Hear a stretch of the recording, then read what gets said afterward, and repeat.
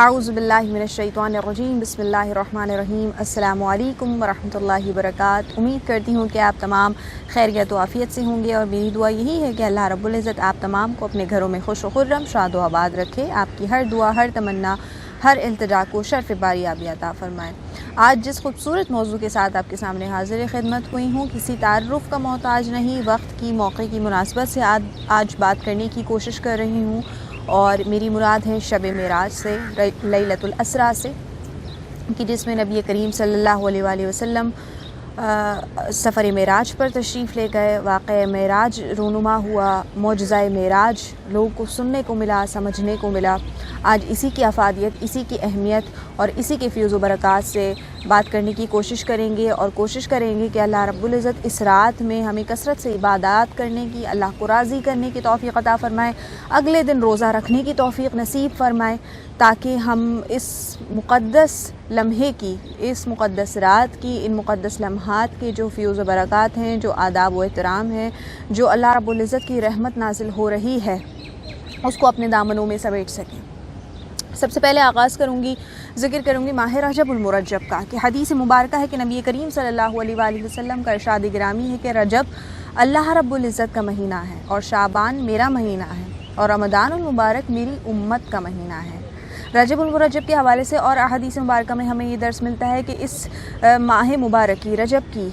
5 راتیں بہت افضل ہیں۔ پہلی رات، درمیانی رات اور آخر کی 3 راتیں، یعنی کہ آج کی رات شب اسریٰ کی رات، اور اس کے بعد اختتامی 2 راتیں اور، تو یہ 5 راتیں بہت اہمیت کی حامل ہوا کرتی ہیں۔ اس میں کثرت سے عبادت کرنی چاہیے۔ اللہ رب العزت کے محبوبین، اکابرین، ائمہ اکرام، صالحین، تابعین، صحابہ اکرام تمام ان راتوں میں عبادت کیا کرتے تھے، اور یہ ہمارے بڑوں کی سنت ہے کہ ماہ رجب المرجب کی ان 5 راتوں میں کثرت سے عبادت کی جائے، اور بالخصوص شب معراج کی رات میں کثرت سے عبادت کی جائے۔ واقعہ معراج کیا ہے یہ ہم سب جانتے اور سنتے اور سمجھتے ہیں۔ المختصر آپ کو یہ بتا دیتی ہوں چند ایسے کی پوائنٹس کے جس سے ایمان بھی تازہ ہو جائے، اور ہم نے چونکہ پچھلے سال کا سنا ہوا ہے یہ واقعہ، اس سال دوبارہ سے جو ہے اس کی یاد کو تازہ ہو جائے، کہ سیدنا جبرائیل امین علیہ السلام کو اللہ رب العزت نے حکم دیا کہ نبی کریم صلی اللہ علیہ وآلہ وسلم کے پاس جاؤ، اور ہم ان سے ملاقات کرنا چاہتے ہیں، ان کو کہو کہ اللہ رب العزت نے آپ کو ملاقات کے لیے بلایا۔ حضرت جبرائیل علیہ السلام گئے رسول کریم صلی اللہ علیہ وآلہ وسلم کے پاس، آپ کو نیند سے جگایا اور بتایا، یہ نوید سنائی کہ اللہ رب العزت آپ سے ملاقات کرنے والا ہے، آپ کو سفر معراج پر بلانے والا ہے۔ وہاں سے نبی کریم صلی اللہ علیہ وآلہ وسلم سب سے پہلے حرم شریف گئے، اس کے بعد مسجد اقصیٰ تشریف لے گئے، پھر 7 آسمانوں کی سیر ہوئی، سدرۃ المنتہا تک پہنچے، کہ جہاں پر جبرائیل امین نے عرض کی کہ یا رسول اللہ صلی اللہ علیہ وآلہ وسلم، اس کے بعد اگر ایک بال بھی آگے بڑھا تو خدا کی قسم جل کر راکھ ہو جاؤں گا۔ یہاں سے آگے کا سفر ہے، اور وہ آپ نے ہی طے کرنا ہے، کسی کی مجال نہیں کہ آپ کے ساتھ یہاں سے آگے کوئی سفر کر سکے۔ حضور علیہ الصلوۃ والسلام نے پھر سدرۃ المنتہا سے آگے کا سفر طے کیا، اللہ رب العزت سے ہم کلام ہوئے، راز و نیاز کی باتیں ہوئیں، اللہ رب العزت نے نبی کریم صلی اللہ علیہ وآلہ وسلم کو اس سفر پر، اس معراج کے سفر پر جنت بھی دکھائی، جہنم بھی دکھایا، سزائیں بھی بتائیں، جو جنت والوں کے لیے نویدیں ہیں وہ بھی دکھائی گئیں، انبیاء اکرام سے ملاقات بھی ہوئی، نماز بھی پڑھائی۔ حضور علیہ الصلوۃ والسلام نے آپ کی امامت میں جو ہے وہ تمام انبیاء اکرام نے نماز ادا کی، اس کے بعد دیگر اور بہت سارے معاملات طے ہوئے، اور اس کے بعد آخر میں اللہ رب العزت کی زیارت ہوئی، اللہ رب العزت سے ملاقات ہوئی، اور پاک پروردگار عالم نے، رب تبارک و تعالی نے اپنے محبوب کو چونکہ اپنے پاس بلایا، اپنی زیارت کا شرف بخشا، تو اس کے بعد اب تحفہ بھی دیا، اور تحفہ کیا دیا کہ امت محمدی صلی اللہ علیہ وآلہ وسلم کو نماز کا تحفہ دیا۔ مختصراً بتا رہی ہوں، ہمیں پتہ ہے جب ہم اختصار کے ساتھ اس واقعے کو پڑھتے ہیں تو نماز کا ذکر ضرور بیچ میں آتا ہے، لیکن کس طرح آتا ہے کہ ہمیں معلوم ہے کہ اگر تفصیلاً پڑھا جائے تو پہلے 50 نمازیں فرض کی گئی تھیں، پھر آہستہ آہستہ وہ کم ہوتے ہوتے 5 رہ گئی، لیکن اللہ رب العزت نے ان 50 نمازوں کا اجر و ثواب وہی رکھا ہے کہ امت محمدی جب علیہ الصلوۃ والسلام جب 5 نمازیں پڑھے گی تو اس کو ثواب 50 نمازوں کا ہی ملے گا۔ یہ وہ واقعہ معراج ہے جو آج کی رات میں ہوا، اور رسول کریم صلی اللہ علیہ وآلہ وسلم نے اللہ رب العزت سے ملاقات کی، ہم کلام ہوئے، راز و نیاز کی باتیں ہوئیں، تحفے تحائف کا تبادلہ کیا گیا۔ لیکن اس پورے واقعے سے ہمیں اور آپ کو کیا درس ملتا ہے؟ اس پورے واقعے سے امت محمد مصطفیٰ صلی اللہ علیہ وآلہ وسلم کو کیا سیکھنا چاہیے، کیا سمجھنا چاہیے؟ چند نکات آپ کی گوش گزار کروں گی کہ آج کے زمانے میں تو ہماری ایمان بہت کمزور ہیں، لیکن جب نبی کریم صلی اللہ علیہ وآلہ وسلم سفر معراج سے تشریف واپس لائے تو اس زمانے میں بھی کچھ لوگ ایسے تھے جو کہ حضور علیہ الصلوۃ والسلام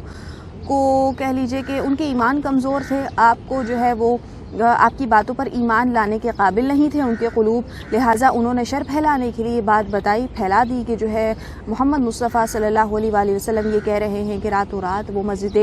حرام سے مسجد اقصیٰ تک چلے گئے، ساتوں آسمانوں کی سیر کر لی، جنت کو دیکھ لیا، دوزخ کو دیکھ لیا، اللہ سے ملاقات کر لی، تو کیا یہ بات صحیح ہے؟ اور یہ بات صبح ہوتے ہی سیدنا صدیق اکبر کے پاس پہنچائی گئی تو سیدنا صدیق اکبر نے کیا فرمایا کہ اگر ذات محمد مصطفیٰ صلی اللہ علیہ وآلہ وسلم یہ بیان فرما رہے ہیں، یہ ارشاد فرما رہے ہیں کہ انہوں نے ایسا سفر کیا تو یقیناً حضور علیہ الصلوۃ والسلام کو سفر معراج نصیب ہوئی اور ایسا ہی ہوا ہے، یعنی بنا دیکھے ایمان لے آنا۔ اللہ رب العزت سے دعا یہی ہے کہ ہمیں بھی وہ ایمان کامل عطا فرمائے کہ جس میں ہمیں تحقیق کرنے کی ضرورت نہ پڑے، بلکہ اللہ کے احکامات اور رسول کریم صلی اللہ علیہ وآلہ وسلم کے ارشادات پر ہم بھی فوراً کے فوراً ایمان لے آئیں، ہمارے بھی ایمان اتنے قوی، اتنے مضبوط ہوں۔ سیدنا صدیق اکبر نے وہ محبت کا اظہار کرتے ہوئے کہا کہ اگر ذات محمد مصطفیٰ کہہ رہی ہے تو یقیناً ایسا ہی ہوا ہے۔ بہت سارے لوگوں کا اس زمانے میں یہ ماننا تھا کہ حضور علیہ الصلوۃ والسلام ایک ساتھ اتنے سارے مقامات پر ایک ہی رات میں جا کر واپس کیسے آ سکتے ہیں، تو گویا سفر معراج جو ہے، یہ واقعہ معراج جو ہے، یہ خواب میں ہوا ہے، یہ ظاہری حالت میں نہیں ہوا۔ تو اس کی دلیل بھی اللہ رب العزت نے قرآن مجید میں ارشاد فرمائی کہ سبحان الذی اسری بعبدہ لیلا من المسجد الحرام الی المسجد الاقصی، کہ پاک ہے وہ ذات جو لے گئی اپنے بندہ خاص کو۔ یہاں یہ نہیں بتایا، کہا گیا، الفاظ استعمال نہیں کیے گئے کہ پاک ہے وہ ذات جس نے دکھا دیا اپنے بندہ خاص کو یا خواب میں بشارت دی اپنے بندہ خاص کو، فرمایا کہ جو لے گئی، پاک ہے وہ ذات جو لے گئی اپنے بندہ خاص کو، اور بندہ نبی کریم صلی اللہ علیہ وآلہ وسلم کو مخاطب کر کے کہا جا رہا ہے، بشری لبادے کو مخصوص کر کے حضور علیہ الصلوۃ والسلام کو اس وقت ان الفاظ کے ساتھ پکارا جا رہا ہے کہ لے گئی اپنے بندہ خاص کو مسجد حرام سے مسجد اقصیٰ۔ تو یہاں بتایا یہی گیا کہ حضور علیہ الصلوۃ والسلام کو خواب میں نہیں بلکہ بشری حالت میں اللہ رب العزت کی زیارت ہوئی۔ پھر آگے جب نبی کریم صلی اللہ علیہ وآلہ وسلم رب تبارک و تعالیٰ سے ہم کلام ہوئے تو بتایا جاتا ہے، قرآن شاہد ہے کہ حضور علیہ الصلوۃ والسلام نے جب اللہ رب العزت کا دیدار کیا تو ما زاغ البصر وما طغیٰ کی آیت نازل ہوئی، اور بتایا گیا، ریفرنس دیا گیا کہ حضور علیہ الصلوۃ والسلام نے جب رب تبارک و تعالیٰ کا دیدار کیا، ہم کلام ہو رہے تھے، تو اس وقت جو ہے دیکھنے والی وہ آنکھ نہ ادھر ادھر بھٹکی نہ جھپکی، تجلی نور دیکھا جا رہا تھا، اللہ رب العزت کی زیارت سے بامشرف ہوا جا رہا تھا۔ آپ کو واقعہ طور یاد ہے کہ جب ایک تجلی اللہ رب العزت نے جب کوہ طور پر ڈالی تھی تو کوہ طور جل کر راکھ ہو گیا، موسیٰ علیہ الصلوۃ والسلام کے ساتھ جو لوگ تھے وہ غش کھا کر گر گئے، موسیٰ علیہ الصلوۃ والسلام بھی بے ہوش ہو گئے۔ تو ایک تجلی کی بات تھی، اور یہاں سراپا اللہ رب العزت کی زیارت ہو رہی ہے، تو ٹک ٹکی باندھ کر زیارت ہو رہی ہے، تواتر کے ساتھ دیکھا جا رہا ہے، نہ پلک کو جھپکا جا رہا ہے، نہ آنکھیں ادھر ادھر روشنی سے اس نور سے بھٹک رہی ہیں، بلکہ تواتر کے ساتھ یک مشت ہو کر ایک ساتھ ہو کے لگاتار اللہ رب العزت کی زیارت ہو رہی ہے۔ تو یہ شان محمد مصطفیٰ ہے، اسی لیے کہتے ہیں کہ طور سینہ اور ہے، معراج مولا اور ہے، اپنا جانا اور ہے، اس کا بلانا اور ہے۔ تو ذات محمد مصطفیٰ صلی اللہ علیہ وآلہ وسلم کو اللہ رب العزت نے خود ملاقات کا شرف بخشا اور بلایا، مدعو کیا اپنے پاس، اور پھر یہ تحفہ نماز کا عطا فرمایا۔ تو دراصل بتانے کا مقصد یہ کہ حضور کو ظاہری حالت میں معراج کے سفر پر بلایا گیا، یہ کوئی خواب نہیں ہے، اور یہ حضور کا ہی معجزہ ہے کہ اتنی جگہوں کا سفر ایک رات میں طے کر لینا۔ پھر بتایا جاتا ہے جہاں سے تشریف لے کے گئے وہاں وضو کا پانی بھی بہہ رہا تھا، بستر کی گرماہٹ بھی موجود تھی، کنڈی بھی ہل رہی تھی، تو گویا یہ ایک لمحے کی بات ہو گئی، ایک لمحے میں اتنا سفر کیسے ہو سکتا ہے؟ تو معلوم یہ ہوا کہ ذات محمد مصطفیٰ صلی اللہ علیہ وآلہ وسلم دراصل جان کائنات ہے۔ جب آپ آسمان کے سفر پر چلے گئے تو کائنات کی جان یہاں سے چلی گئی، لہٰذا کائنات ساکت ہو گئی، کائنات کی دھڑکنیں رک گئیں، اور جب حضور واپس تشریف لے آئے معراج سے تو ایک کائنات جہاں سے منجمد ہوئی تھی، جہاں سے رکی تھی، وہاں سے دوبارہ چلنا شروع ہو گئی۔ تو یہ حضور علیہ الصلوۃ والسلام کی ذات عالیہ ہی ہے جو اس کائنات کو چلا رہی ہے، آپ کی وجہ سے اس کائنات میں تمام تصرفات ہو رہے ہیں۔ آخر میں اپنی بات کو مختصر کرتے ہوئے اختتام پہ کرتے ہوئے بتاؤں گی کہ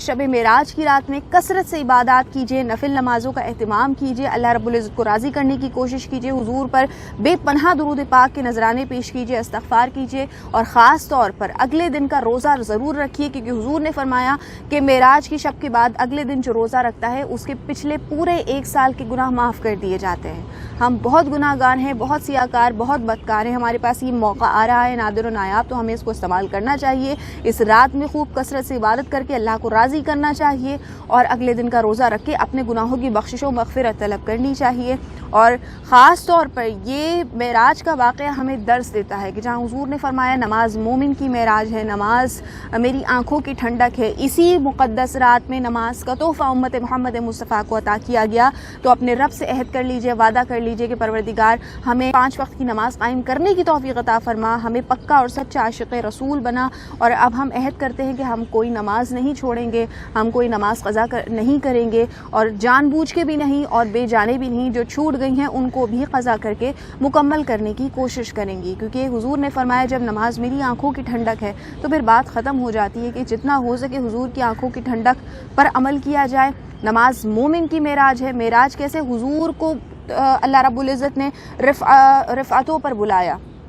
عرفہ و اعلیٰ مقام بخشا، عروج عطا فرمایا، تو دراصل وہاں بلا کر، اونچائی پر بلا کر، عرفہ و اعلیٰ مقام پر بلا کر، مقدس مقام پر بلا کر اللہ نے نماز کا تحفہ عطا فرمایا۔ یہ حضور کی معراج کہ اللہ کو دیکھ لیا، اللہ سے ملاقات کر لی، اللہ کی زیارت کی۔ اور مومن کی معراج نماز کیسے ہے کہ جب کوئی بھی بندہ مومن، چاہے وہ کتنا ہی بڑا شہنشاہ، بادشاہ، کوئی کسی بھی عہدے پر کیوں نہ ہو، جب اپنی پیشانی اس زمین پر رکھ کر اللہ رب العزت کی پاکی بیان کرتا ہے، اس کی حمد و ثنا بیان کرتا ہے، تو وہ مومن بھی رفعتیں پاتا چلا جاتا ہے، بلندیاں پاتا چلا جاتا ہے، عروج پاتا چلا جاتا ہے۔ اس لیے کہتے ہیں کہ نماز مومن کی معراج ہے۔ جب وہ سجدہ کرے گا، اپنے رب کی حمد و ثنا بیان کرے گا، اللہ اسے عروج عطا فرما دے گا، اللہ اسے اپنا قرب عطا فرما دے گا، اسے بلندیاں عطا فرما دے گا۔ تو دعا یہی ہے کہ اللہ رب العزت ہمیں خشوع و خضوع کے ساتھ نمازوں کی پابندی کی توفیق عطا فرمائے، اس سفر معراج کو صحیح طور سے سمجھنے کی توفیق عطا فرمائے، اس رات میں کثرت سے عبادت کرنے کی توفیق عطا فرمائے۔